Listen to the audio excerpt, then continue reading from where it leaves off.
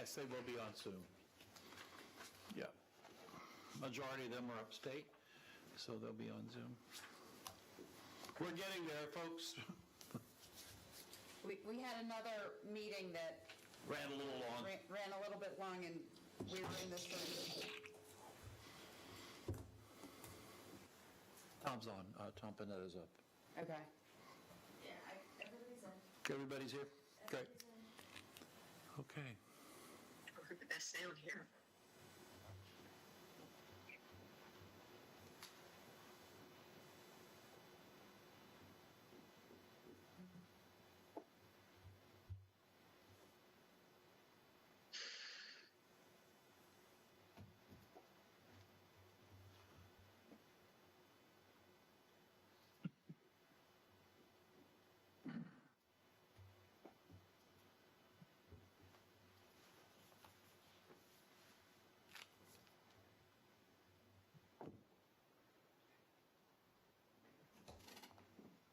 Danielle, this is Jennifer Holmes.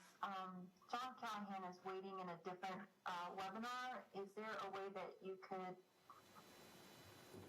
maybe send him another link? I will also coordinate with him on my side. Janelle, you can invite him. If you do it through Gmail, it'll just send it from the city's Gmail. I can email him the link. Thanks, Phil. Philip.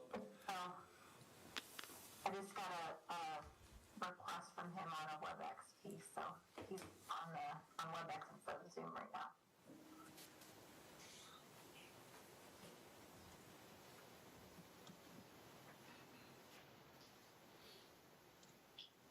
Danielle, do you need to share your screen?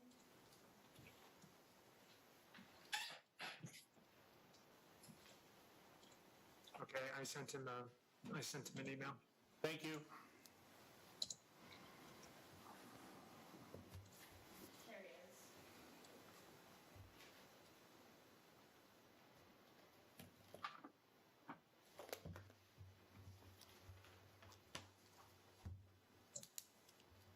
He's here.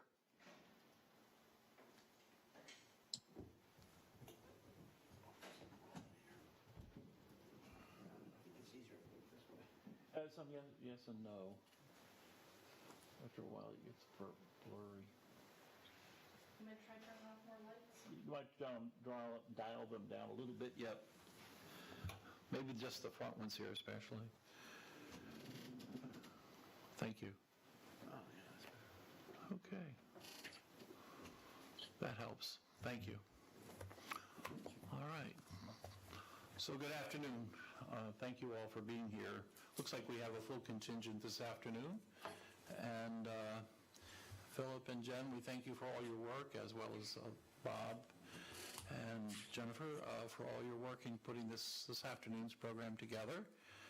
Philip, can we turn the program over to you or Jennifer for introduction? Jen? It looks like Jen stepped away, but she'll be back momentarily, I'm sure. Thank you. Okay. Okay, great. Well, it looks like we're all here. I just want to go around and do introductions real quick. I know we didn't have everybody last time, and for those of us who are on Zoom, we can't tell exactly who's in City Hall. Okay. So it would be helpful for us to know who's sitting around the table there. Okay, so let's start with right here. Rodney Robinson. Frank Young. Khalil Saliba. Ted Becker. Anne-Marie Townsend. Oh, yeah, you probably. No. And Janelle Cornwell's here, too. Hi, guys. And Then we have two members of the public with us as well. We have, I'm drawing a blank here. Rick Quill and Nick Carter with us. Thank you. and we have our local government management fellow, Melody. Were you at the last one? I can't remember. No. Okay. Okay. So Great. then if we could, okay, then if we, and I think we don't have the same scramble that we have probably of people on Zoom, do you? So you're in the upper right-hand corner on our screen. So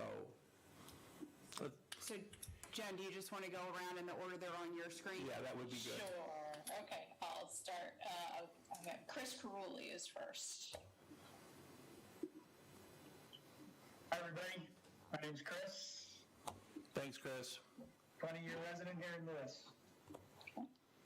Yeah, if we could just state your role, I mean, we have a couple of newcomers, so it's just helpful for everybody. And then Kristen Thornton, you're next. Hi, I'm Kristen Thornton. I'm an environmental scientist with Denmark's coastal program, working on the Resilient Community Partnership. Thank you. And then Bob Scarborough. I'm Scarborough, program manager for Delaware Coastal Programs. Great. And then I have Marta. Martin Amek, citizen of Lewis. I have an environmental background. Thank you. And Tom, happy to have you with us this afternoon. Tom Panetta, I'm from BPW, and I spent 9 years on the Lewis Planning Commission and was chairman of the Sea Level Rise Committee. Great, thank you. And then Kina, you're next, please. Oh, you're muted. How's that? Better? Better. Perfect. Okay. All right. Hi, everybody. My name is Kina Parsons, and you might hear me referred to as Ross. That's my married name, and I put my other name down. I'm from Lewis, and I'm here representing our business, Fisherman's Wharf, and our family's been here for a while. I retired. I have a business background, retired from Delaware Tech. Great, thank you. Phil, you're next. I'm Philip Barnes with the Institute for Public Administration within the Biden School at the University of Delaware. And BJ? BJ DeCourcy, also the Institute of Public Administration at the University of Delaware. Thank you. Candace, please. Candace Vasello, Vice Chair of the Lewis City Board of Adjustment. Thank you. And Brent? Hi, Brent Jett, professional engineer, certified floodplain manager, and climate change professional with GMB, the engineers for City of Lewis. Thank you. One of our special presenters today, Danielle. I'm Danielle Swallow with Delaware Sea Grant. I'm a coastal hazard specialist, and I'm based at the Lewis campus. And I'm also on the Lewis hazard mitigation team.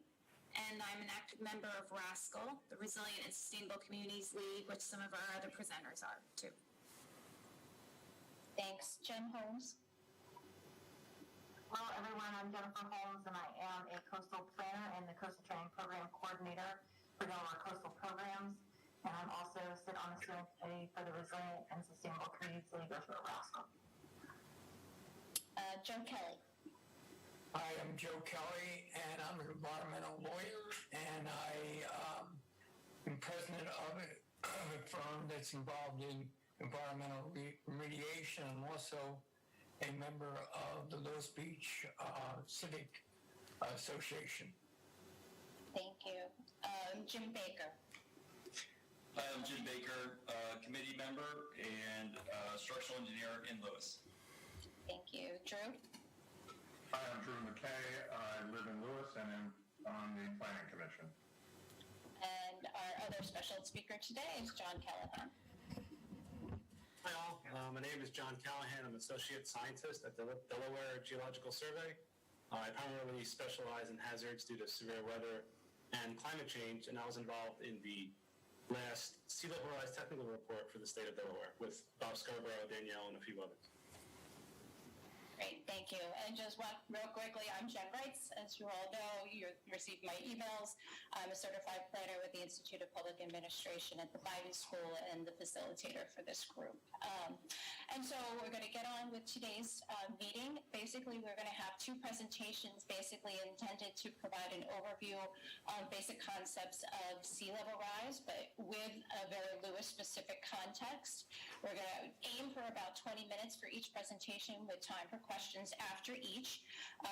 And we would like to hear, while you're listening to the presentations, we'd like you to kind of keep in mind and take notes about things that either surprise you, what your kind of key takeaways are, any areas that you're interested in learning more about as part of this committee, and those types of items so that we can share with the group afterwards.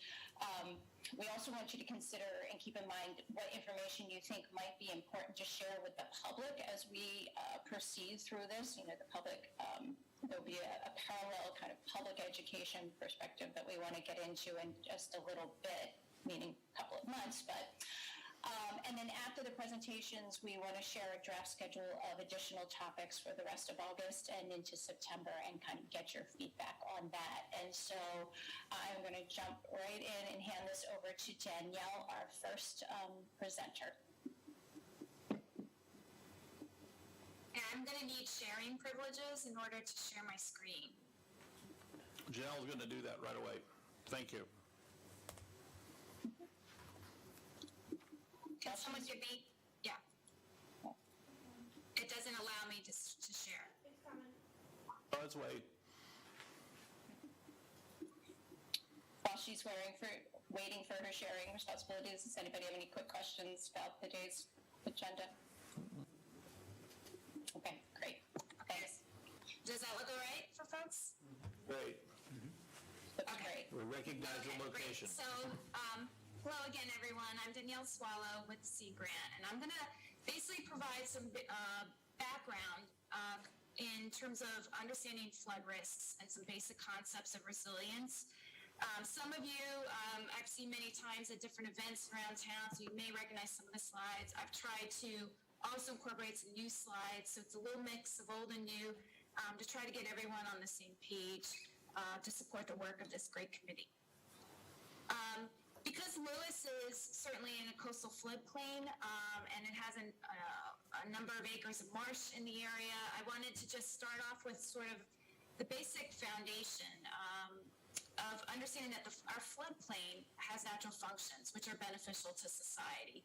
Our floodplains, when they're intact and they're left in their natural state, they help support a lot of biodiversity, a lot of habitat. They can support water quality improvement, as well as they're providing critical conveyance channels to move water from one place to another and to absorb excess water. And even with storms coming in, they can also attenuate wave action and help to minimize damage from storms. So there's a wealth of benefits that a natural functioning floodplain provides to our communities at large, including Lewis. And certainly with every incoming and outgoing tide, you know, that floodplain is flooding, right? So some flooding is good. It helps to maintain the functions of the floodplain. But as we can see going forward, you know, flooding also has a double-edged sword to it. It's the #1 hazard in Delaware, and that also includes, you know, in the Lewis area. And so I'm going to take a few minutes to talk about some of the major contributing factors to flooding here in our area. First is heavy precipitation events. These are storms that blow through that just dump a lot of rain in a short amount of time. They could be thunderstorms. These are not necessarily associated with tropical or extratropical systems. And when they're dumping a lot of rain in a short amount of time, it has the possibility of overwhelming our infrastructure, like our stormwater drains and our swales and culverts and things like that. So it can produce localized flooding. And we know that in Delaware, you know, we're seeing an increase in precipitation over time. And that includes, you know, projections of increasing precipitation intensity. And actually, it was recently recorded, but happened in 2016, that the state experienced a 24-hour precipitation extremes record in Harbison, Delaware of over 12 inches. So certainly our infrastructure, you know, oftentimes is designed many decades ago. And so if it wasn't designed for such increased intensity of precipitation, then we could have a problem. Another input of flooding are our coastal storms. These are our tropical and, you know, extratropical, subtropical systems. Delaware is fortunate we don't get a lot of direct impacts, but it doesn't take direct impacts for us to experience flooding from them. From October 2019, there was a subtropical storm, Melissa, which was, I think, a couple hundred miles off our coast and off of New Jersey. And so even though it wasn't a direct hit, we experienced a lot of flooding and erosion because the storm took place over a period of time in different tide cycles. And so here in South Bethany and other parts of the coastal area of Delaware, we had lot of flooding. And I just put up there the updated graphic NOAA released for its hurricane season outlook. So as of August 4th, it has increased the number of named storms projected for this hurricane season, as well as the number of hurricanes, although the number of major hurricanes stayed the same from the outlook in May. But, we're in kind of an active period for hurricane activity, and hopefully we won't experience any major broadsides or minor broadsides this season. Another type of flooding is tidal flooding, and folks may refer to it sometimes as sunny day flooding because it can happen on sunny days without any storm outside. Others call it nuisance flooding, but this is where during especially high tide, in low-lying areas of town or on your property or on roads, you might experience flooding that, exists for a few hours, it goes away. In Lewis, in 2020, NOAA estimates that there were 8 days that fell into this category. And NOAA issues an outlook each year. I have the link there at the bottom, and I think it's a helpful document because it's basically discussing that throughout the coastal parts of the states, we're experiencing an increase in tidal flooding over time. And Lewis is projected to have an increase by 2030, where it could be seen 15 to 30 days, but those measures are adjusted each year based on the most available information. And why do we see an increase in tidal flooding? Well, because we're in an area that is experiencing a rate of sea level rise that is twice the global average. And I'm not going to go in a lot of detail on sea level rise because we have John Callahan with us, and he's going to really walk you through that. But I do want to set up the fact that sea level rise appears as an increase in the average tide height over time. So the high tides are getting higher and the low tides are getting higher. And what it ends up doing is it exacerbates the risks of flooding, the impacts of flooding from all those other inputs. So tidal flooding, we may experience more frequently. Coastal storms, we might experience greater rates of erosion and flooding because your storm tide is now happening over a higher basic tide. So sea level rise is sort of a force to be reckoned with because it's really exacerbating some of the impacts from the others. And I was asked to talk a little bit about, well, what are the implications for, these flood risks in Lewis? Well, I've just mentioned that, we could be experiencing more frequent tidal flooding. So parts of town, roadways like Cedar Avenue, will experience days or moments during the day when it's impassable. But also, with sea level rise and the water table rising, basically nature is encroaching on land and changing the floodplain.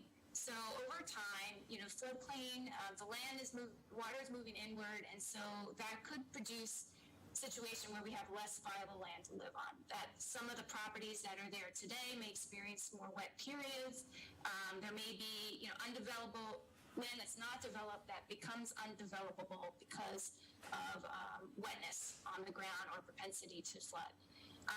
It's also true that properties that are not quite in the regulatory floodplain today could end up in the regulatory floodplain and would be required to carry flood insurance.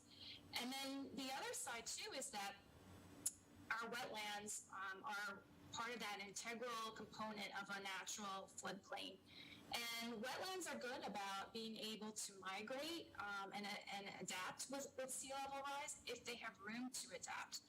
In other words, if they're able to move inland with the advance of sea level rise over time, given enough time and structure and stability and sediment, they can do that. They can adapt. But what happens in the coastal areas is a lot of times we've got development in the way. And so that produces what we call a coastal squeeze, where you have hardened infrastructure. It could be your roads, it could be your property, your bulkheads, that basically stop the advance of the wetlands from moving inland. And so then those wetland plants deteriorate, and then you lose your wetlands. So those are one of nature's best defenses for flood protection. And so that could be a major implication for Lewis. We could also, imagine that there will be potential for more damage to property and infrastructure. Roadways, over time, saltwater intrusion can create more erosion of our roadways. Our utilities might get impaired due to saltwater intrusion. Our properties, may be underwater, and we experience more damages to our personal possessions. We could also see greater erosion, rates of erosion. So our dunes might incur more erosion, requiring more maintenance, and that's expensive. And if dunes are kind of similar to our wetlands, they have a natural ability to migrate landward. But again, if there's infrastructure behind them, if there's hardened structures, then they can't advance inward. And so then you'll have even greater erosion and potential loss of dunes. Our habitat could also experience degradation. Then there's potential interruptions to our commerce and tourism in town.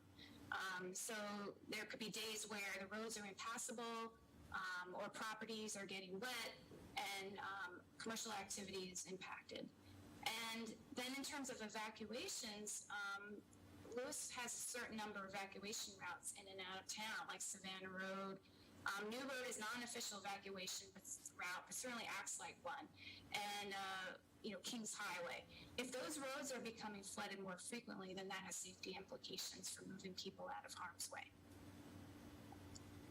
So I've just talked a bit about flooding, right? The types of flooding and what are some of the implications of flooding.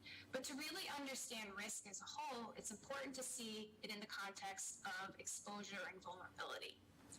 Risk is the intersection of all three. Exposure refers to the people, property, and natural and built infrastructure that is in the path of the hazard.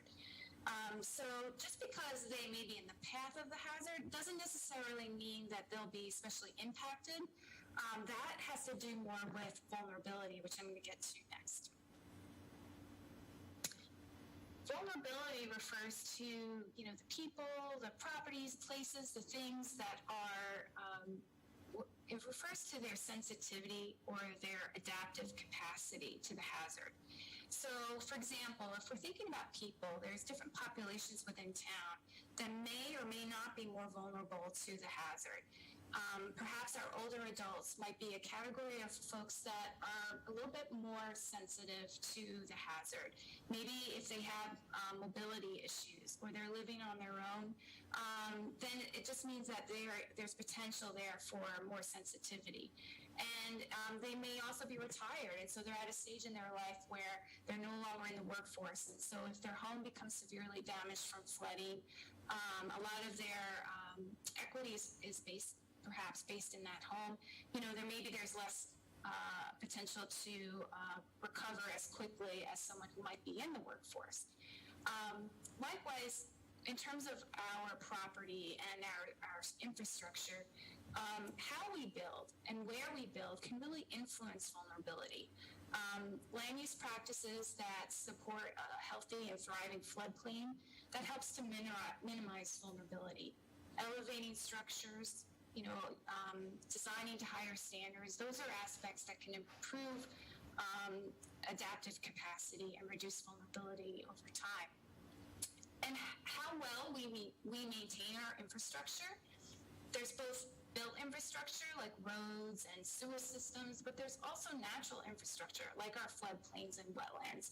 And if they're maintained well, if they have room to migrate, then certainly they can adapt more easily to the hazard, which is flooding and sea level rise. And this is a graphic that's just kind of highlighting what I've just been talking about. If something has a high sensitivity to flooding, but a low adaptive capacity, then its vulnerability is going to be especially high. The first thing that's coming to my mind as an example is not necessarily, built infrastructure, but I'm thinking of car engines. If your car gets flooded by salt water, it's particularly sensitive to that. It's not really going to like being flooded. And certainly cars don't have a lot of adaptive capacity. Once it's flooded, you might have some damage over time. Another example is our wetlands, as I've just talked about. They're able to absorb floodwater, right, over time, so their sensitivity is less high. And their adaptive capacity can be high if allowed to migrate. So their vulnerability can be low or higher depending on whether they have room to migrate and you know, the extent of sea level rise or flooding that they're absorbing. So bottom line is that as a society, we have most control over managing the vulnerability of our people and structures, as well as exposure to the hazard. The hazard is there, you know, but we can control what's exposed and how frequently it's exposed to some degree. We can also try to manage the sensitivity and adaptive capacity. And the efforts we make to do that help to contribute to resilience. Resilience, you'll hear that word a lot. It kind of refers to the ability to bounce back after disruptive events, and hopefully to bounce back better, you know, stronger. It's sometimes, I like to look at it as a function of time. You know, we may be just fine, you know, handling kind of a storm event that, you know, means that we have to kind of shelter in place for a day or two. But if we're doing that over successive periods of time, that means commerce activity is being interrupted more frequently, people can't get to their doctor appointments or to school. You know, how frequently are we willing to incur those kinds of disruptions, and how easily and quickly are we able to bounce back? That's kind of a function of resilience. And resilience planning really means that we need to be proactive and anticipatory and think about the future conditions and start planning to those future conditions now so that we're better prepared to rebound more easily later. Here's just an example of a graphic. This is related to the built environment, but it shows how we can improve functionality and resilience of an infrastructure system. I'm going to use the example of Route 1, particularly south of Dewey Beach, like toward the bridge. That's a particularly low-lying area, and certainly you know that Route 1 floods from time to time, and that's a major evacuation route for that part of Delaware. And so years ago, DelDOT, you know, was examining strategies of what to do about it. You know, under the current design, that road was flooding frequently enough that they would lose service to it and would have to close the road for periods of time, right? And that meant that there were severe impacts in the performance of that system. The evacuation route, it wasn't able to perform, and so it had a long time potentially to recovering its function. So what DelDOT did is they looked at how to elevate the road. And because there's a lot of sandy soil, and the engineers in the room are going to know this way better than me, but, you know, kind of limited some of their options. But what they decided they could do was add a number of inches of asphalt on top of the road to raise the road at least a few inches. And they knew that raising it a few inches was not going to elevate it completely out of harm's way all of the time. But even those inches helps to reduce the frequency of flooding impacts to that road. And it also helped to reduce the amount of time that road was out of commission. So bottom line is, by making improvements and maintaining that roadway and elevating it, they're able to produce better functionality and recovery from flood events over time. And we can think of this example in terms of our natural infrastructure and all kinds of different properties, not just a physical roadway system. And why adopt a resilience framework? Well, you know, the truth is that flooding is expensive, and just an inch of water in a home could cost more than $25,000 according to FEMA. But also there's lots of studies out there that show that for every dollar invested in mitigation strategies, we're actually saving $6 in future costs and damages. So it's a good investment to invest in flood protection and mitigation and adaptation. And there's lots of steps that community can take to build resilience. And I'm listing just a few that I wanted to sort of tee up for this particular work group. The first is to really understand your hazard and what is most at risk. And I really commend the city because I think the city's been doing this along the way. They've consulted with a lot of experts and data, and they're really getting their arms around understanding that hazard.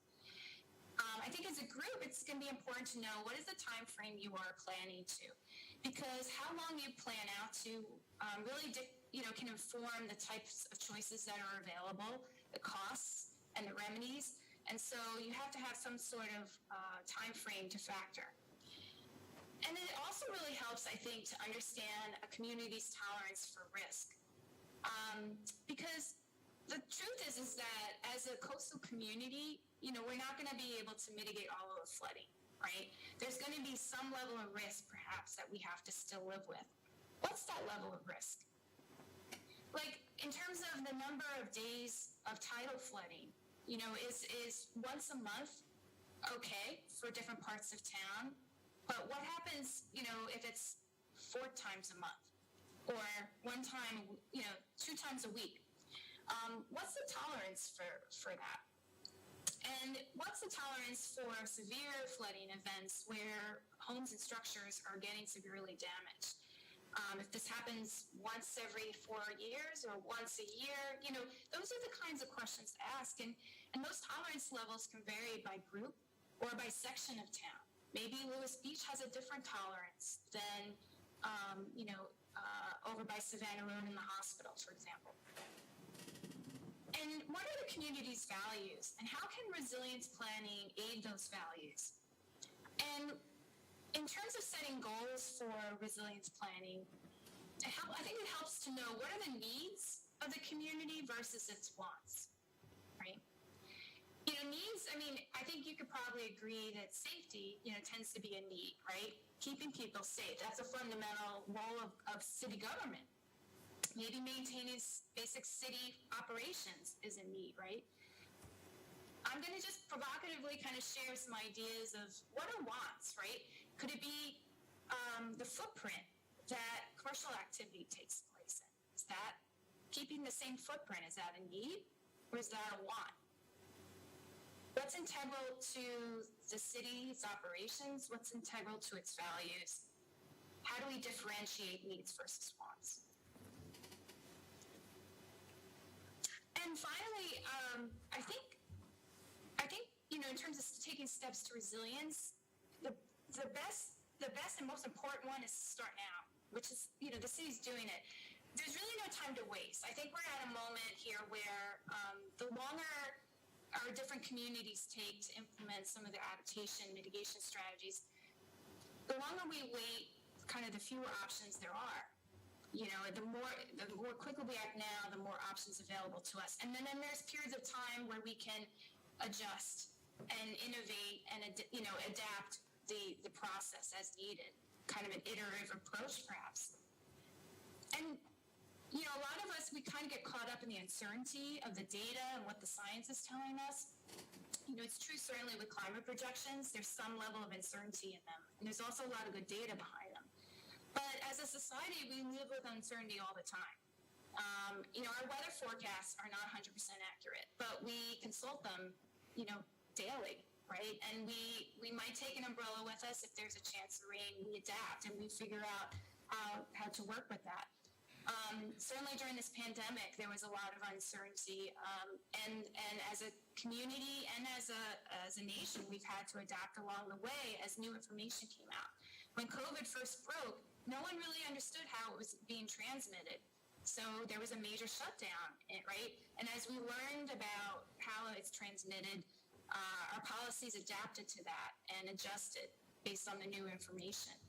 So I think it's okay to accept that there is some uncertainty and then learn to adapt as new information comes along.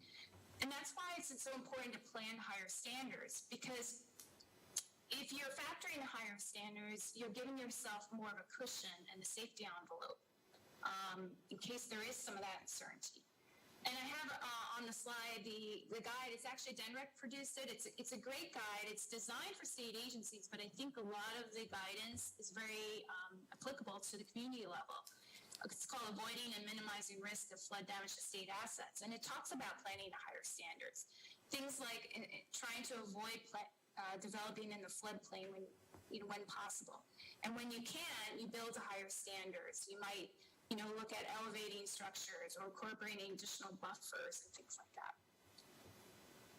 And all of this, talk about sea level rise and flooding can be very daunting, right? And kind of depressing. But the truth is that there's opportunities here too. And there's opportunities to find co-benefits. Maybe by thinking about a solution to flooding on Cedar Avenue, we're also producing other co-benefits. I don't know. But I'm going to give you an example I'm just making up off the top of my head.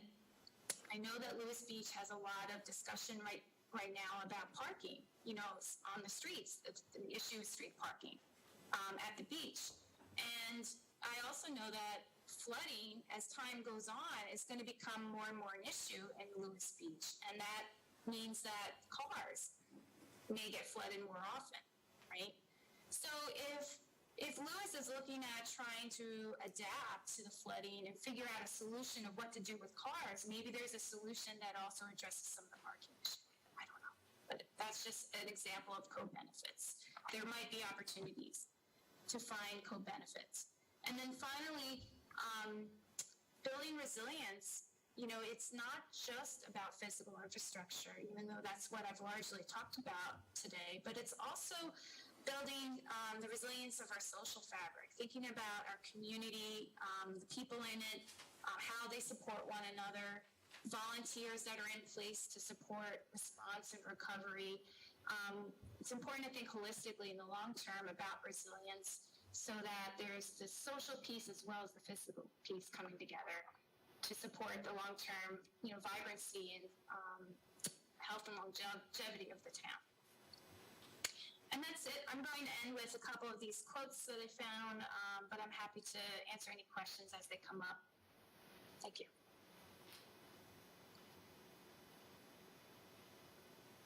Great, thanks, Danielle. Does anyone have any specific questions on Danielle's presentation? Or thoughts? We will have time after John's presentation as well to answer comments. I assume, Danielle, are you able to stay through the next presentation at the end of the meeting? Great, thank you. Does anybody have any specific comments or questions they'd like Danielle to address? This is Jim Baker. Just real quick, Danielle, you mentioned there was 8 tidal days in 2020, 8 tidal flooding days in 2020. Has that been an increase from previous years? John Callahan's on this call. I believe, yeah, no, I think NOAA has shown that over the years, Lewis typically had like 4 days. I think over a period of time, it certainly does represent an increase, but that rate of increase is accelerating, and so they're saying that for the East Coast, that we could be experiencing 2 to 3 times the rate of tidal flooding, and that would include Lewis over time. So I think I read in the report there used to be something like 4 days recorded. That's correct. I'm looking at it now. In 2000, there were 4 days.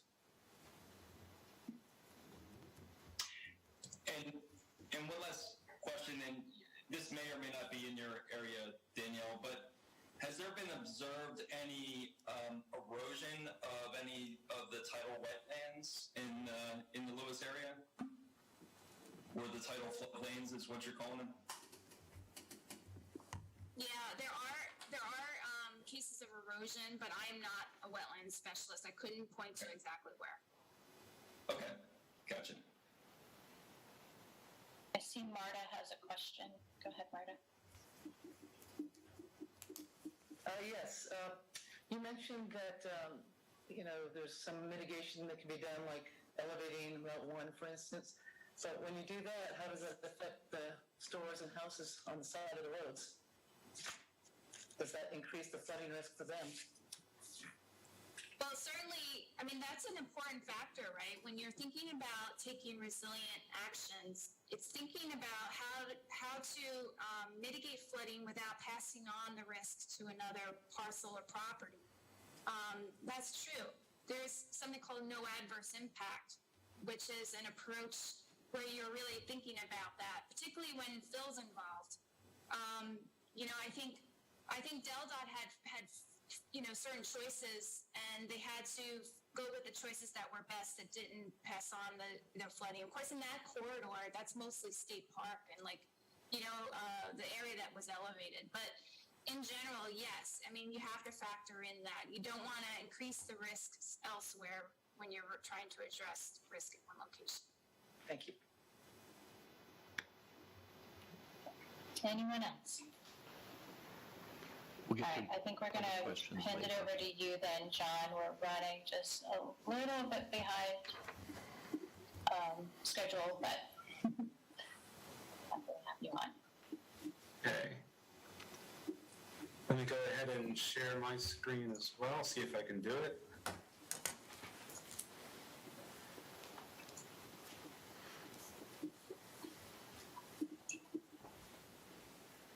Yes, how does that look? Perfect. Got it. Great. All right, great. Thanks, everyone. As I mentioned, my name is John Callahan, and I am with the Delaware Geological Survey. Even though I am with the Geological Survey, I'm not necessarily a geologist, but I do specialize in hazards, as I mentioned, for coastal storms and climate change issues, particularly, as you would guess, sea level rise. But what I'm going to talk about here is kind of that external force. If you think about it, what's going on the ground, what we see on our streets within our state, really originates globally, right? Regionally, more large-scale factors. These are kind of the external forces pressing on our state, our towns, our people. The actual impacts that we feel have a lot to do with our choices. Many of the things that Danielle mentioned is to minimize those impacts. The things I'll talk about here are kind of the forces on the outside.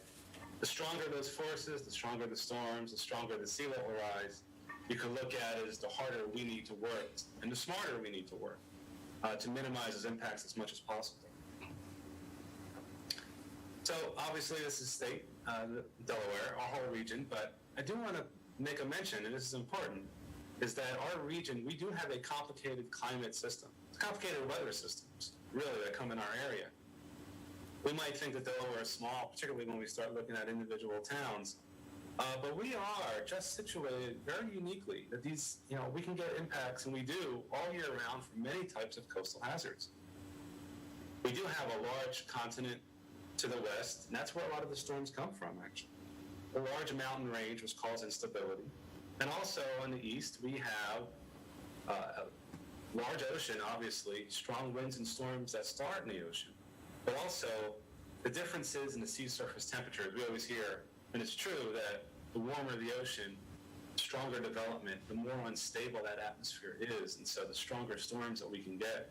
We could even get storms that intensify right off of the coast. It could literally be a relatively weak system, but if it moves over part of the Gulf Stream or any kind of warmer area in the ocean, which is very hard to predict, it could intensify strongly and really within only a couple of days of warning get strong winds, strong coastal flooding, etc. As I mentioned, we do get a lot of storms from the west. These happen most of the time in the wintertime, and they have all different impacts from snow and ice, heavy rain, and strong flooding. Most of our flooding actually comes from these winter-type nor'easter storms. But we also, during the summer months from usually June, actually we usually get one or so in June, down to November, we get a lot of the extratropical cyclones, the tropical storms, or particularly hurricanes. Really, coastal flooding in particular, I mean coastal storms in general, but coastal flooding in our area is a really year-round hazard for us. But it's very hard to predict. Even if you look at relationships with larger scale systems, things like El Nino, for example, right where we sit in the Mid-Atlantic, there's no real good relationships. It's really year to year. So we have a complicated weather system. Okay, so keep that in mind. I always want to make sure that people know that it's not so easy to predict these long-term forecasts. Well, sea level rise, we're here to talk about. Sea level rise, if you think about it, the way I think about it is that I keep that separate from the weather. That's why sea level rise is more climate than weather. And it's really the average of the mean sea level. We know we get tides up and down. we know we get surges from storms as the wind blows from the ocean inland. And we know we get blowout tides sometimes with the wind or blowout surge, where the wind is blowing from the west out to the water, to the ocean. Well, if you think about that every hour and you average it over a 20-year time period, right, that's sea level rise. It kind of minimizes, I don't say minimizes, but it really averages everything out. And that's what we're talking about with sea level rise. If you take that average of the water level every single hour for 20 years, and then you keep doing it every year or so, and that's what you're talking about with sea level rise. That's when NOAA talks about their tidal datums of mean sea level, that's what they're referring to.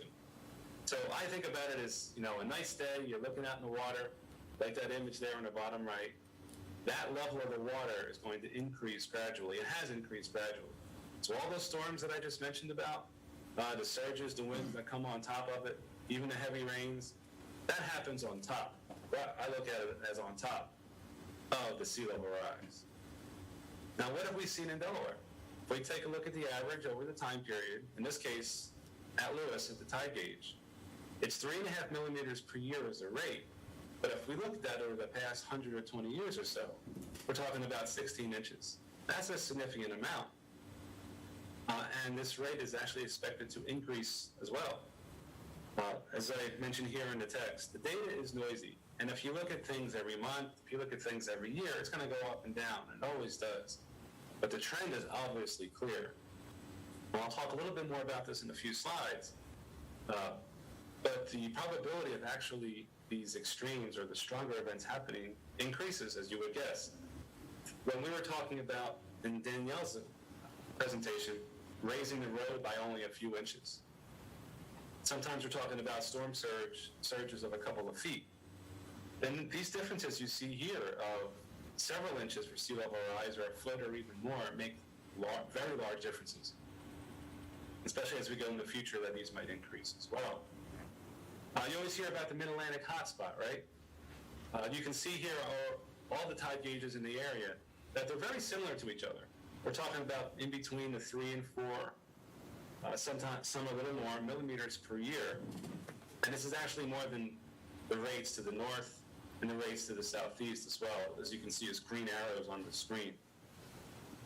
Some of those gauges, if you see actually in that bottom right here, I'm not sure if you can see my mouse, but you see some of these higher values, in this case, Ocean City, Maryland, with a rate of about 6 millimeters per year. That's only because the time period is relatively short. We know from Lewis, like we just saw, that goes back 100 years or so. The rate in recent years have been increasing. So if you have a gauge like Ocean City, Maryland, that's only been around for 30, 40 years, and you compare that with one at Lewis that's been around for 100 years, in the shorter time frame, the most recent data is going to show a higher rate of sea level rise. So long term, as you would probably guess, Lewis and several other areas in the Mid-Atlantic were all in the 3.5 to 4. But in the past 25, 30 years or so, most of the rates in our area are up to the 5.5 or even 6 millimeters per year. But the Mid-Atlantic is definitely a hot spot when we take that measurement. Well, as we mentioned here a couple times, I think, Danielle, the state does take this, or has done quite a lot in terms of reports and studies going back at least 15 years. There have been some work earlier, even going back to the 1980s, late 80s as well. But not too long ago, we had a Delaware Sea Level Rise Technical Committee, 13 members, scientists and planners, myself at the Delaware Geological Survey, a few others, and Bob Scarborough, Danielle, and others at DENREC. We led that activity, and our task really was to look at the projections that Delaware already had in place, take a look at the IPCC reports, the National Climate Assessments, and figure out if we need to update the projections for Delaware or not. And really try to take into account all of the aspects that go into the sea level rise that we see in Delaware. And the way we look at it is that if we think about what we see on the ground at Delaware, what that Lewis tide gauge showed us, is really a combination of three things. The global sea level rise was kind of forcing on global scale. Regional influences that might increase the water levels or decrease the actual global rate. And then in our case also, we do have land subsidence going on, which is also something unique to the Mid-Atlantic. And if we look at global, there are really two big aspects. There's the thermal expansion of water as it expands. We know as the atmosphere heats up, the water heats up. Heated water does take a larger volume, so that does increase in the global scale. And also land-based melting. When we think about ice melting off of ice sheets or glaciers on top of mountains, all of this water is more water, it's more volume added to the oceans. So if we think about that, more water added, also heating up at the same time for thermal expansion, those are the two main areas of why global sea level rise is happening. The third one here, land water storage, you can probably think of as more water is kept for domestic drinking in reservoirs, in lakes, as we hold up water in more, or even groundwater as well, as more water is held in those areas, the less water there is for the oceans. And that goes back and forth. In some areas that are really dry, maybe there's not as much water on the land, more water in the oceans, and that kind of goes up and down, but only a few percent. The main things are the thermal expansion and the melting of the glaciers and the mountain ice caps.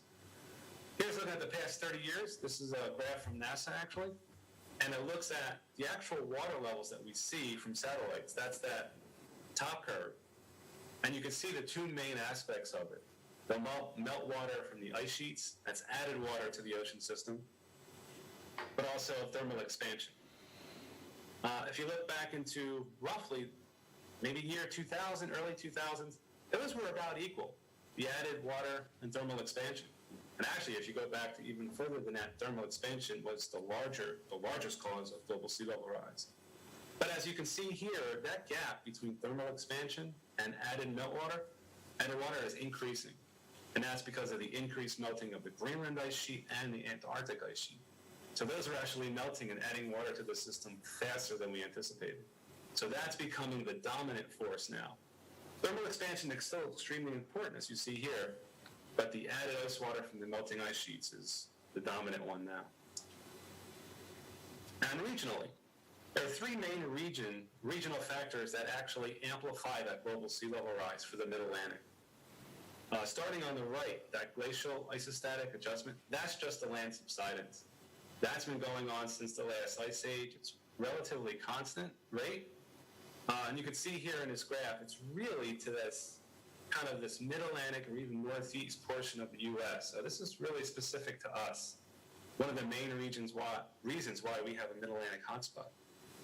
So that's constant, it's been going on, and that is sinking land. You can call that land subsidence. The middle one, ocean circulation changes, that's really the Gulf Stream.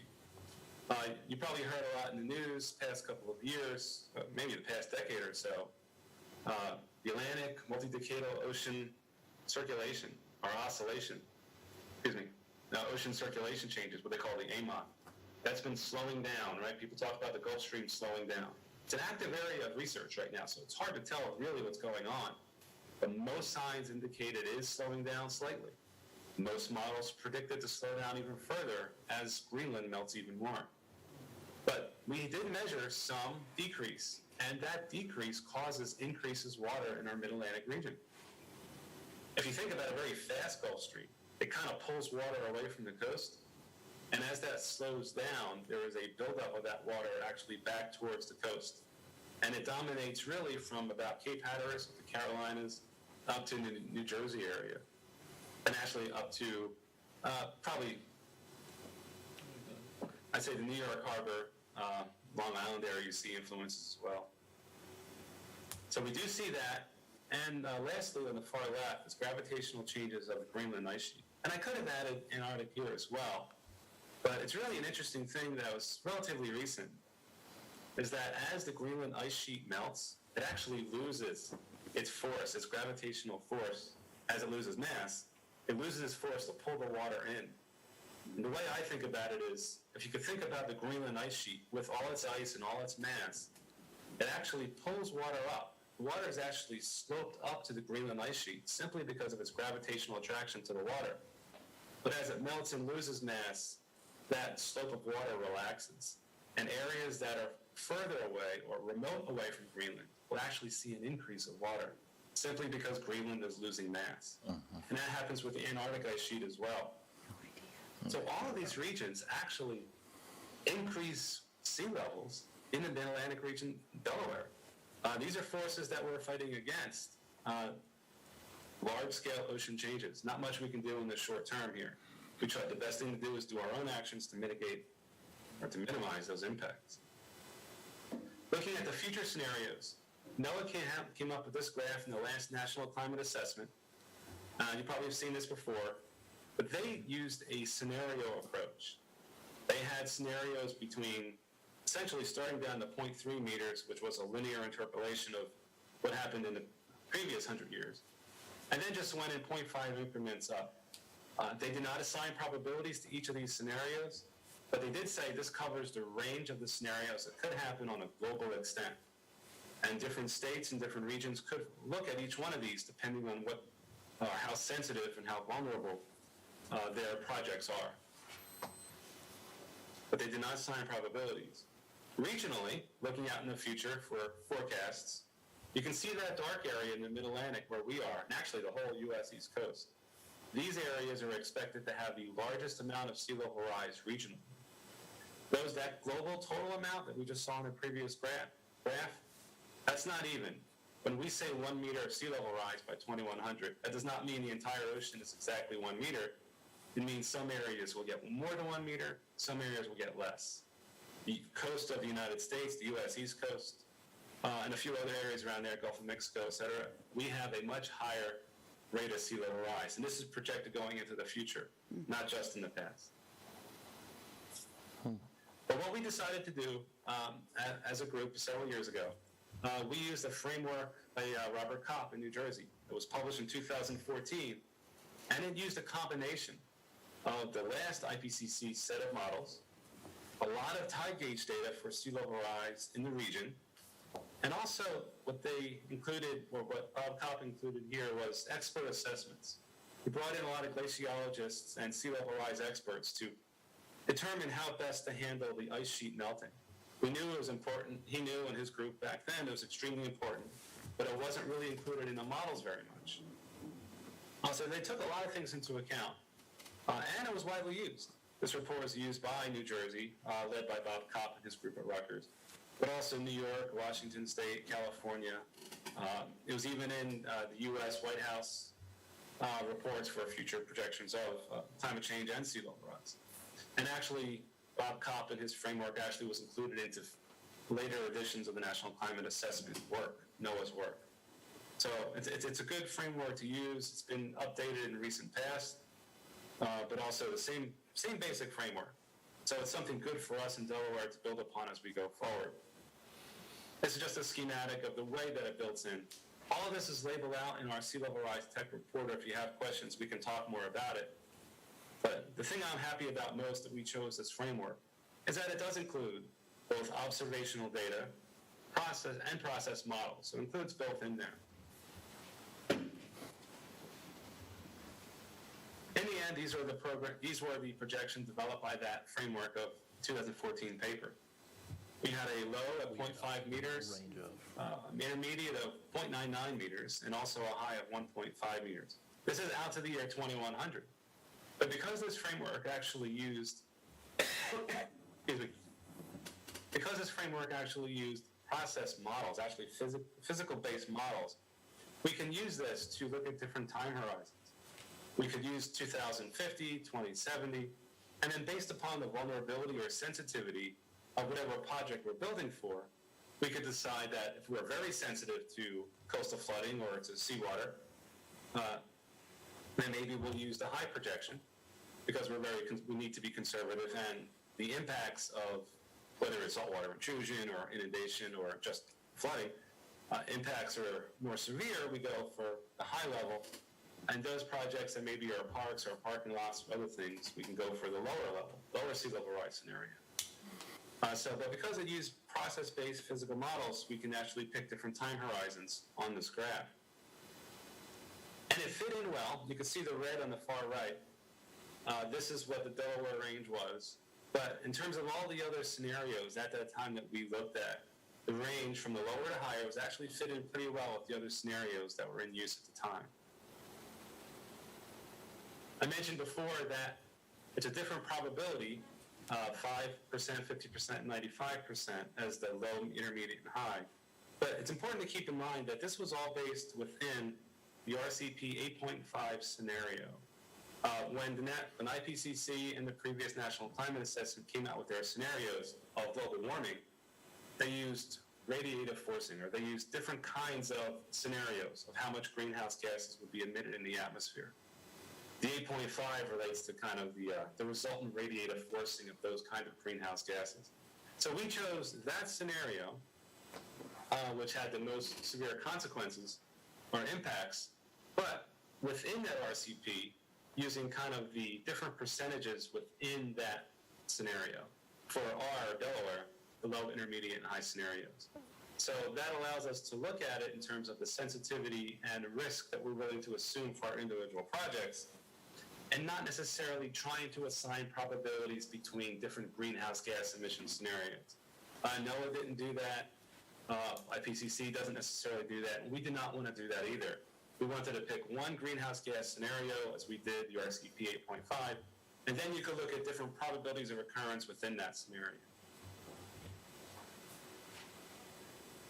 A couple things to think about that, though. Even though we did the 95% scenario, that still leaves a particular chance within that RPC that there could be higher values of sea level rise, particularly as those ice sheets melt. As I mentioned before, there is high uncertainty in those ice sheet melting, a lot of from observations.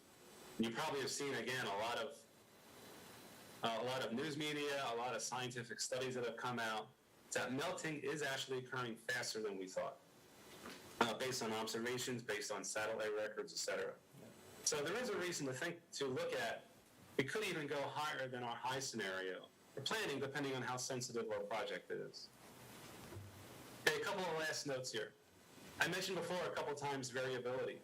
What you see here is the water level per month at the Lewis tide gauge, and you can see here the projections of sea level rises I just mentioned before, the low, intermediate, and high. Every month, every year, those values of the water levels are going to jump up and down. These things happen, these are weather that happens on top of the sea level rise projections. So we don't want to say that anytime we have a certain number of days where the water levels are a certain high, or higher than usual, or higher than the projections, we need to look at this over time, where we are, particularly with our observations. Are we on the low track, intermediate track, or high track? We can't tell at the moment. Time will tell, obviously. But we need to think that just because we have a projection doesn't mean the value is going to be exactly at that by year 2050 or 2100. But the weather is going to cause those values to jump up and down, whether it's in between or around one of those projected tracks. But things are not completely random either. High points, in this case at Delaware, do occur at El Nino years. Very hard to predict, but we know large-scale factors, large-scale storm systems, and atmospheric circulation systems do play an impact. And we try to include these as best we can for future projections. High tide flooding, as Danielle mentioned, and hurricanes are two extreme things, excuse me, are two particular consequences that are impactful to Delaware. We mentioned high tide flooding.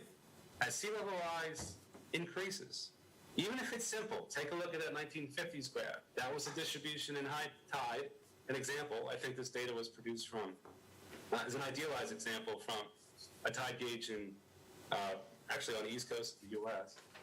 And then you take a look at that same data in the year 2010s, it's just sliding over a little bit, right? That's sea level rise, increasing by a few millimeters or a few inches. However, if you look at the number of days that actually go past that National Weather Service advisory level, that tail actually increases exponentially. The number of days that we're above an advisory level, or the number of days that we have severe storms, increases exponentially, even though our mean sea level gradually increases slightly. It's those extremes that happen pretty often, even with a steady value. Relating to the sea level, the number of days above the advisory, the high flooding days, the gray bars here is exactly what Danielle had mentioned. The gray bars show the number of days that water levels were above National Weather Service high tide advisory. And these values are just about under 10, maybe hitting, I think, 12 or 13 in the upper years, excuse me. But if we use sea level rise, the projections either lower or higher emissions, again, based on a very similar methodology that we have in Delaware, you could have number of days that increase that or go above that advisory. We're talking by 2050, 64 days or 174 days or somewhere in that region or that range, excuse me, for our high tide flooding days. Again, gradual increase in sea level rise can cause exponential increases in that tail end, specifically number of days where we have an advisory or number of storms. And particularly, you probably have seen this many times as well. Due to global warming, a warmer atmosphere holds more moisture, so we get heavier rains. The storms are larger. Sea surface temperatures can actually increase the development, especially of tropical storms, because we have increasing SSTs all along the Atlantic Ocean. And as we know, excuse me, those rising sea levels and the stronger storms on top of that will increase storm surge as we move to the future. And these causes extreme events. We got to keep this in mind. Not just if we're talking about a single storm, but when we're talking about extremes, and they occur more often because of those many regions we mentioned, but these are multi-hazard. We have the rain, we have the wind, we have the surge. Usually these occur at the same time. Damages to the infrastructure, the public health, a lot of our nature-based ecosystems. The damage that occurs to all of these because of the multi-hazard nature of a lot of these storms, the way I look at it is that the damages are greater than the sum of its parts. If you just had storm or surge or just had some warming or just had stronger winds, maybe the results or the effects wouldn't be that bad, but we need to protect against events that all these occur at the same time. Thank you. Sorry I went a few minutes over, but I'll stop there. Thank you. Thank you very much. Not bad at all. Thank you. That looks great, John. Okay, so comments and questions. I see Joe's already got his hand up. Go for it. Hi, John. Thanks so much. It was very helpful. I mean, I'm familiar with the data that shows about 3 millimeters rise over the last 100 years, equivalent to about 1.1 feet. Did you say that during the last 20 years or some actual results that show that the rise has been 5.5 to 6 millimeters? Or I got that wrong? No, you got it right. If looking at the past 100 years at Lewis, it's been 3.5 millimeters per year, averaged over the 100 years. But if you just look at the last 25 to 30 years, we're at 5.5 millimeters per year. Yes. Can I get that document? And also, with respect to your models that make these projections, and I guess being in the environmental business, I'm sort of skeptical of models to a certain extent. Not to say they're not useful, right? But can we get access to those models and the assumptions that are made in those models? Is that online somewhere? Yes. Yes and no. The data that we use for our sea level rise report, for our projections, yes, all that data is available. We have a spreadsheet. Yes, that information is available. The model that we used from Bob Kopp, that included the actual models themselves, right? The last set of IPCC models.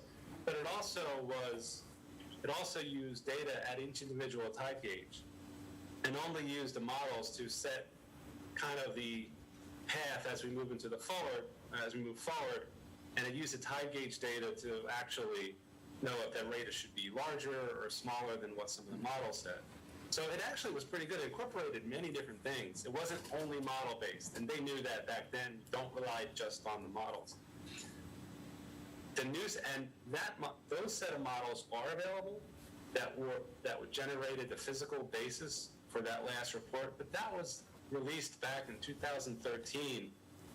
That data is out there, but just yesterday, I think, the IPCC released information on their new set of models, and so the best thing to do would be start looking at the new sets of information than the older models. But for our report, all that information is available that we can send you. Yes. Okay. Just one last. Does the model continue to predict a 5.5 to 6 millimeter rise over the next, let's say, 50 years? They predict more. Predict more? They are predicting more. The way that they ran these latest models, and I'll just mention this real briefly, the biggest unknown are the melting of the ice sheets, both Greenland and Antarctica. But they ran models without that, with some conservative estimates, and not strong instability, some conservative estimates. Those are at minimum the 5.5 up to about 7 or 8 for the next 50 years, 7 or 8 millimeters per year. There was a set of runs where they had more, the larger range. There were those instabilities in the melting could occur faster than what we think might happen. There was a range, and those rates actually are, I don't even want to say, they're much higher. This data just came out yesterday. I was looking at it this morning. But looking at the next 30 to 50 years, even the conservative models have rates starting minimum at that 5.5, 6, and going higher to 7 or 8.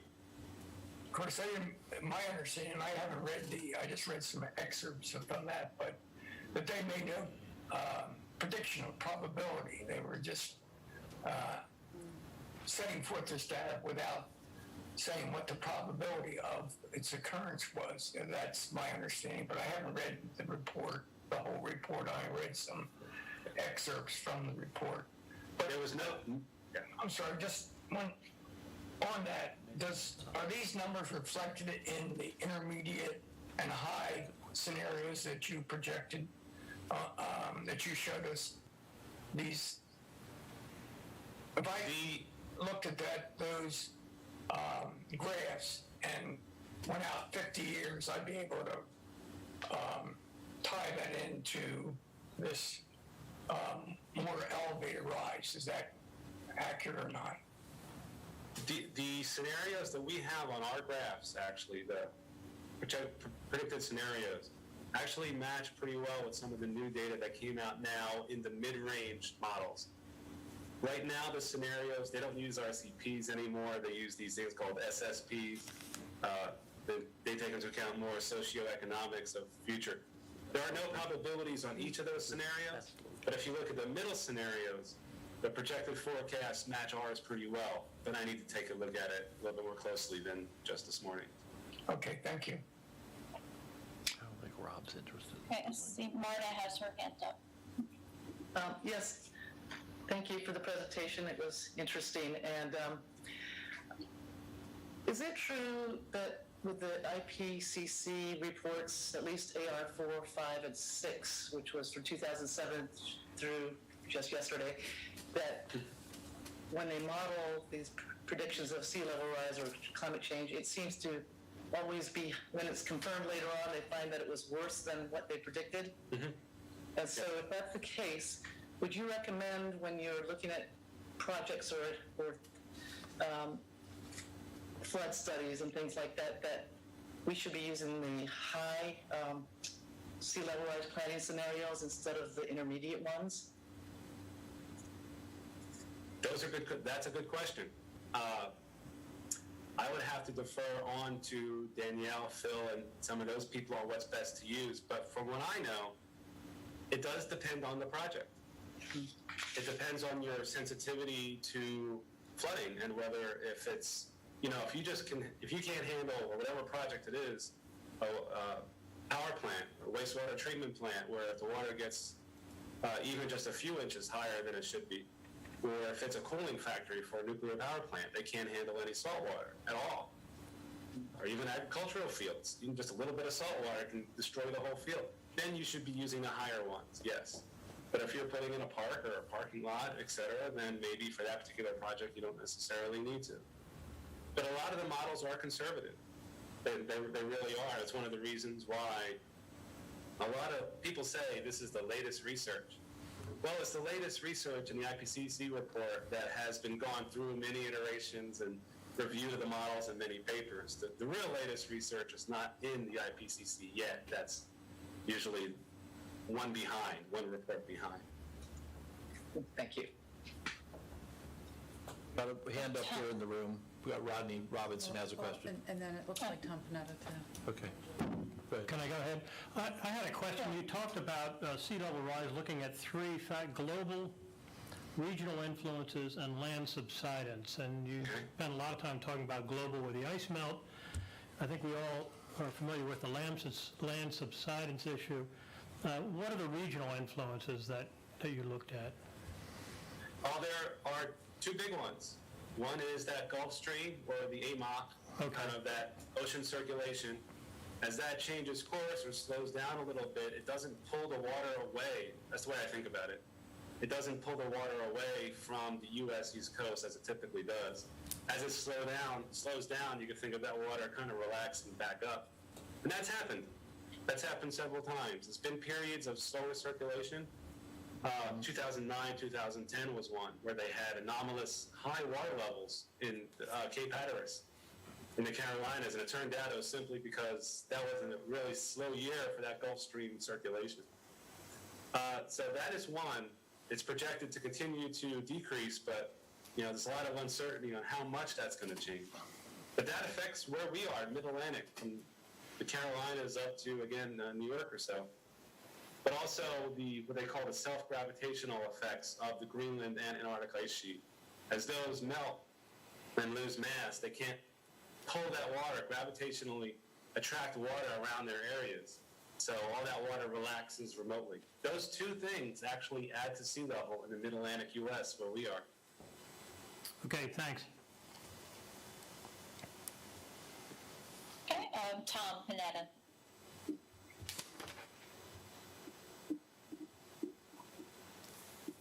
I want to thank both John and Danielle for their presentations. I just came back from an American Public Power Association meeting, and it was specifically about resiliency.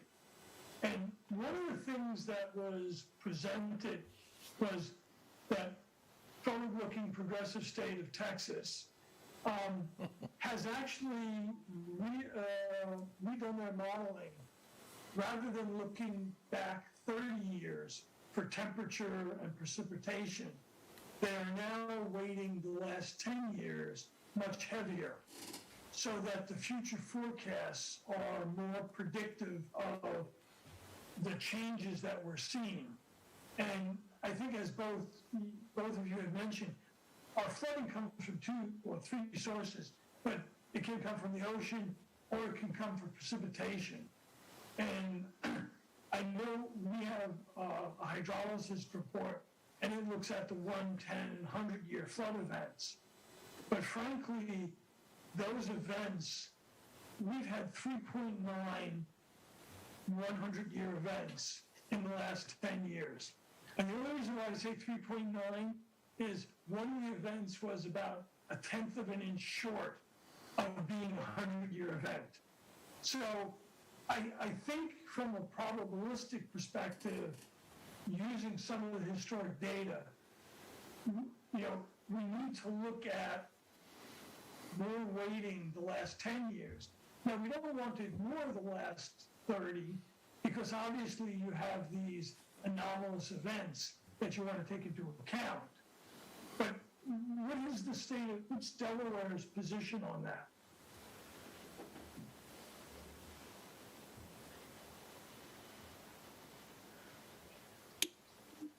Bob, is that something that you want to address? There's a lot to that, and it depends on if we're looking at temperature, if we're looking at heat waves, if we're looking at precip or sea level rise.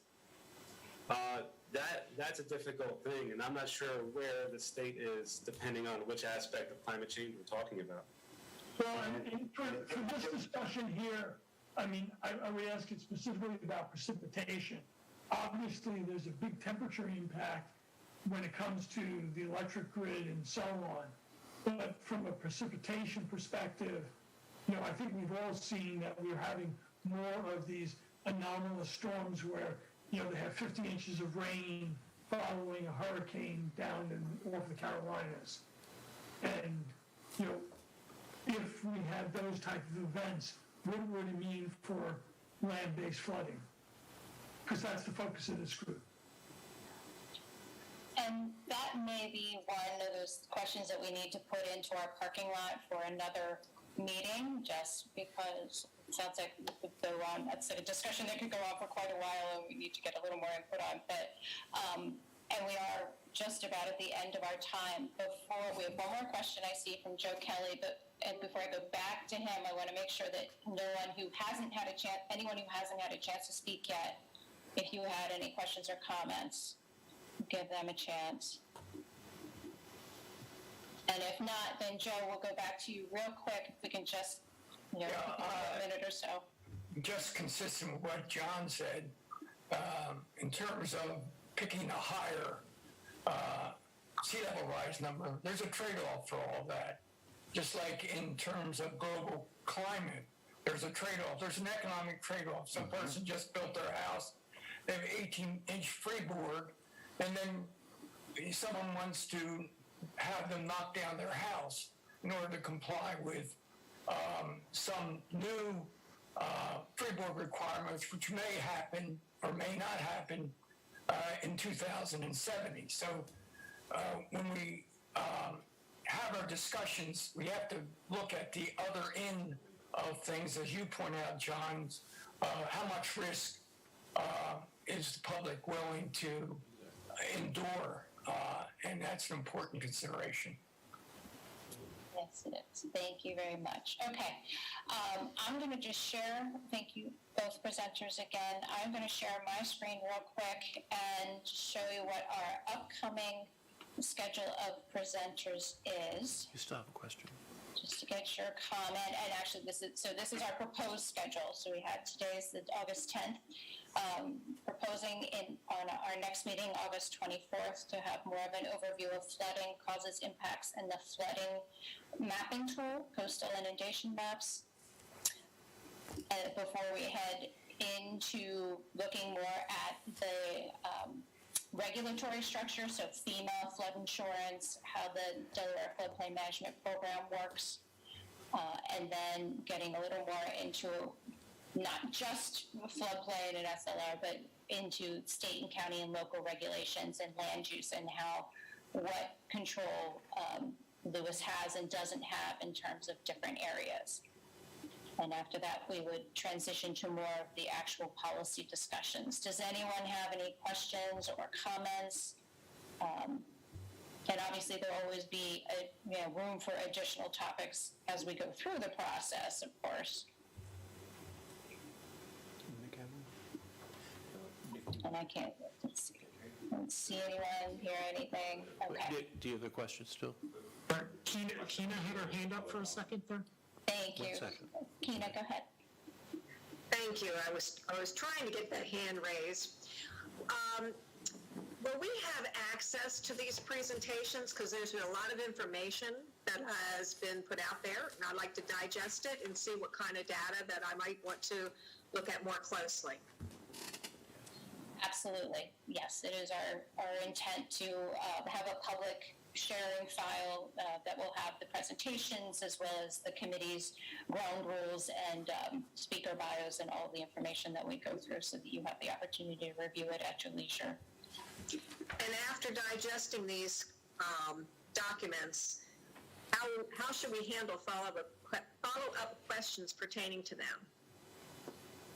You can send me directly those questions, and if we need to get something from one of the experts, we can get an answer back to you, or just so we have our parking lot, and so we can put those questions into there and ensure that we build time into future meetings to address them. Very good. Thank you. You're very welcome. Anyone else? Jen, we have Nick Carter with us, a member of the public who has a comment he would like to make. Great. Tom had his hand up. Okay, I didn't see Tom's hand. Okay, sorry about that. Okay. Tom, did you have your?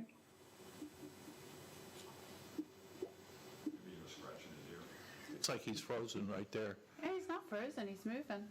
I'm sorry, I was raising my arm because I needed to stretch it. Okay. It had nothing to do with the meeting. Understood, thank you. Okay, Mr. Carter. If he's going to come up to the mic now. I need to turn the mic on. It's on. Danielle, you talked about the hazards, the risks, and the vulnerability of sea level rise. I'm just curious, in your opinion, what is the most vulnerable asset in Lewis? What is the most vulnerable asset in Lewis?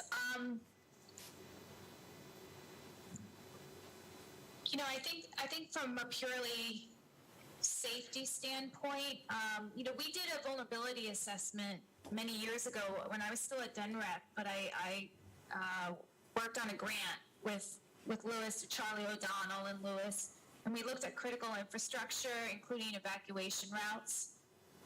The vulnerability assessment basically identified the evacuation routes as most vulnerable. Cedar Avenue and Savannah Road, parts of Cape Henlopen Drive, and then if I recall, I'm thinking also even the BPW pumps over by the high school had some vulnerability too. But I would say evacuation routes, because those are critical for moving people to higher ground to safety. And what about the wastewater treatment facility in the tidal wetlands?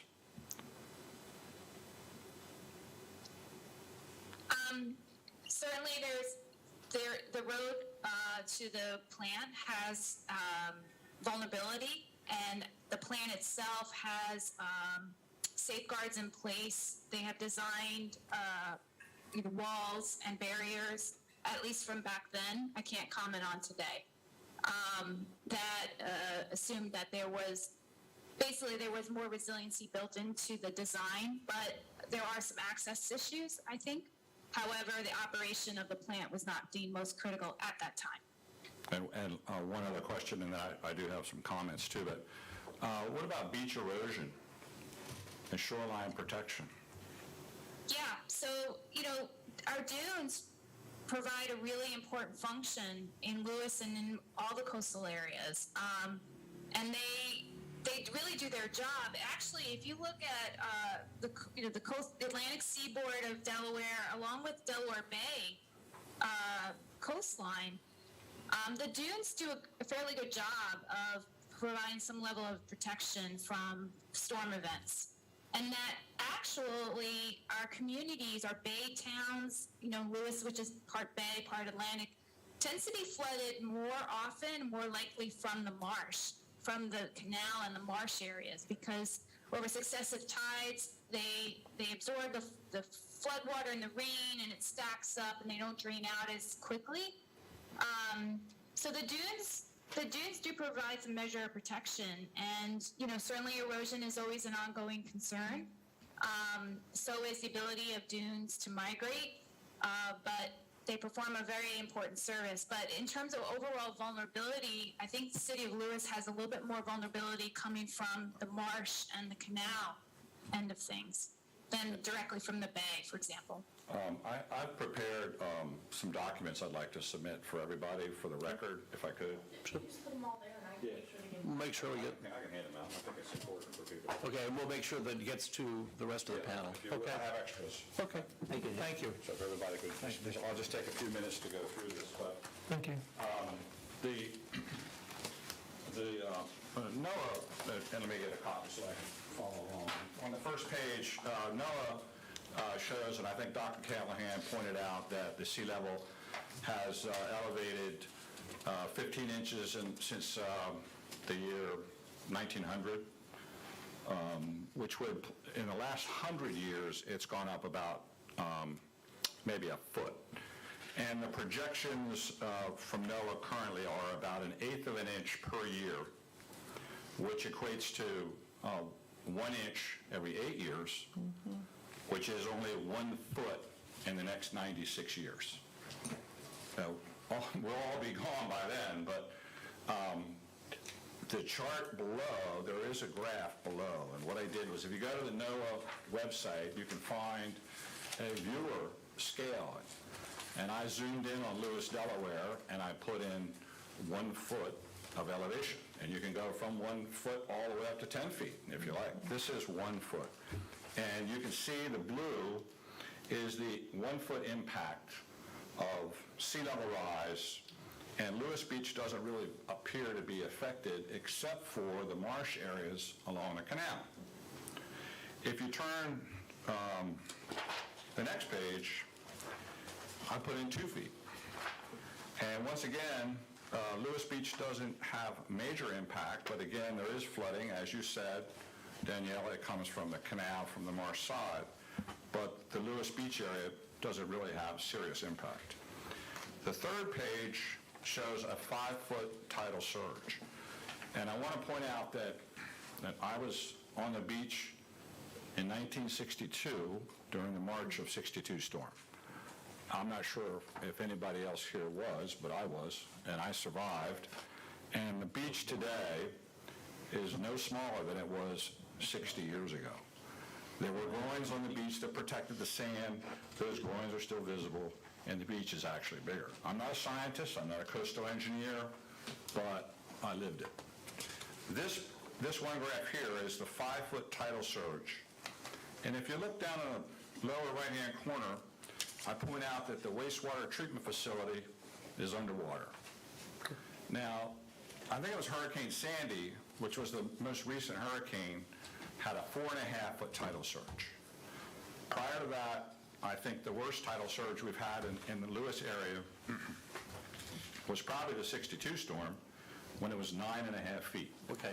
And that was because of a 3-day nor'easter. Okay, Nick, Let me go through it. you're well over your 2 minutes at this point. Okay. We have a 2-minute limit, and you're well over. I'm just going to point out the last part. And nobody on the Zoom has had a chance to look at this. I'm just going to point out the last part of the document. And this is what I brought up about environmental concerns and beach erosion. Okay. There are photographs and there are solutions for how to solve, what to do about coastal invasion. Okay, thank you. We'll make sure that this gets to everyone. Thank you. Okay, thank you. Okay, with that, we'll see Marta has one last question, sure. Just a quick question. When you were talking about the canals and marshes, would you also include New Road as vulnerable as evacuation route? It's no longer an evacuation route because it has flooded there at Canary Creek. That will be fixed when the bridge is there, but I think the marshlands around that might be could contribute to surrounding neighborhoods. Is that for Danielle? Sure. I think so. Okay, I'm sorry, I missed the very beginning of that question. So you're saying in regards to New Road with the potential improvements to the Canary Creek Bridge that... I was saying that would you also consider New Road, you were mentioning evacuation routes that were vulnerable, and you said Cedar Road, Savannah. Would you also include New Road on there? Despite the new bridge, there's other areas where the flooding can happen for houses and things and other parts of the road. Yes, it's not an official DelDOT evacuation route. However, it does function like an evacuation route for the city, and it is vulnerable. And I just wanted to say one thing about the storm of '62, if I might. We are coming upon the 60th anniversary of it in March, and Sea Grant's planning a big workshop on extreme events to commemorate that. But I just want to mention that today, if that same exact storm had passed through the area, picture we have exponentially more people in the path of that storm than we did in '62. And we have exponentially more infrastructure and property in the path of that storm than we did in '62. We have older building stock and older infrastructure. And so just taking the exact same factors, there would be likely be much more impact today, even for the exact same storm. Of course, we know that not all storms are the same. They all have a different footprint. They all have different characteristics. But just because a person can survive a storm, years ago, does not mean that the storms of today and tomorrow are going to be, that they're going to be able to weather them as easily. Because conditions are changing.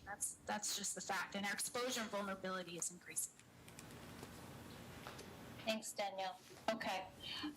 It's been a good discussion today, some questions that we put on our parking lot list for the future, but we are past our time for today, and I want to respect everybody's time. Thank you for being here. Do I have a motion to adjourn at this time? Marta, again, it's okay. So we will send out the copies of everything that was presented today, as well as an agenda for the August 24th meeting, and we will see you all then. Be well. Thank you. Thank you. Thank you. Thank you, Nick. Thank you, Rick. Thank you, Jen and Phil. Thank you. We're done. Yep. Thank you. Thank you both. Thanks, guys. That's good. It's a good discussion. A lot to digest. digest.